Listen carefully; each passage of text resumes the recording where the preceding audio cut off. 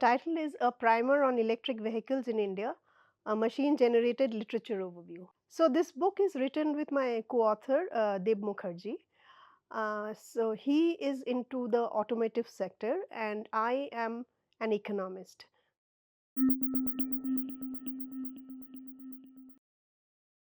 We basically wanted to combine two elements in this book. One is the economic perspective, the other is the technological perspective. So the two authors having these two different perspectives actually led to the genesis of the book. Also, Springer approached us that they would be trying out a new format for the book. They would generate the generate the literature through a machine generated literature, and so this book in fact uses the Springer generated overviews with the research that we have done, and it brings together some of the key questions on the EV sector in India.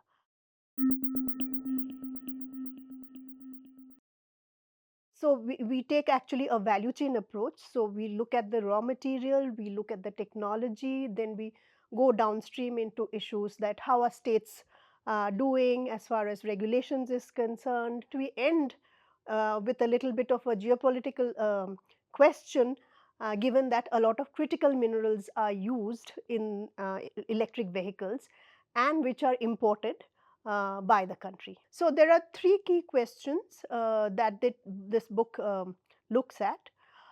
Firstly, that this paradigm shift that is happening in the EV sector, in the automotive sector, that is, we are moving from automobiles, ICE engines to electric vehicles. That is the first, and how this transition is going to work for the country.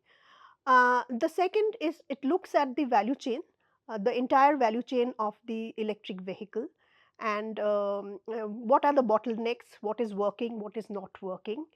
And then it brings in that key policy questions that this sector needs to address through some of the regulations that either the center or the state has enforced. So I study value chains, and in fact, the interesting thing was that when you look at the say the value chain of the automotive ICE engine, that has about 8,000 parts, but the electric vehicle actually has much fewer parts. But the battery in fact is one of the very key component of the electric vehicle, and it's about 60 to 70% of the cost of the vehicle is actually coming from the battery. So the two industries are so similar in some sense, and one is transitioning from the automobile to the ICE to the electric vehicle, but the two chains are so different, and it brings with it the transition is bringing with it a lot of new questions that are not part of the automobile industry. So for me, this was a very interesting find.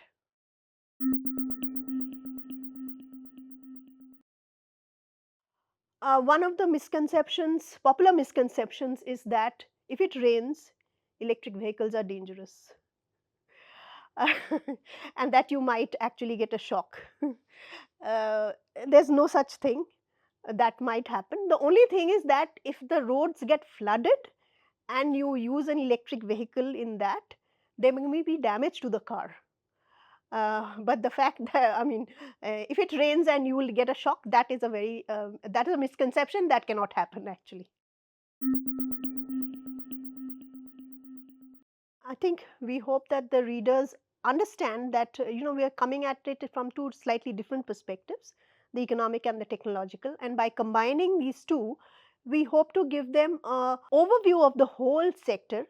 And given that the EV transition is going to be a very important transition in our attainment of the net zero pathways for the country, this is going to be a very important knowledge product to fill that gap. So one of the things about writing books is that they take a lot of time because a lot of research has to be done. So the format that was tried out in this book is that the literature overview has been generated through AI. Now there are some limitations of AI which we are all aware of, but this can hasten the process by a couple of months at least. But then the product that you get out of that, you have to work on that. So it can give you a head start. The other thing that we realized is that the chapters in this book are quite small compared to a traditional book. And the reason for this is that the attention span of most people is, it's waning.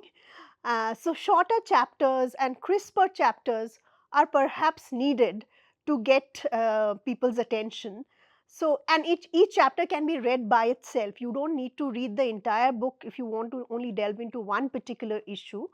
So I think that has been another key learning for me as also as a researcher.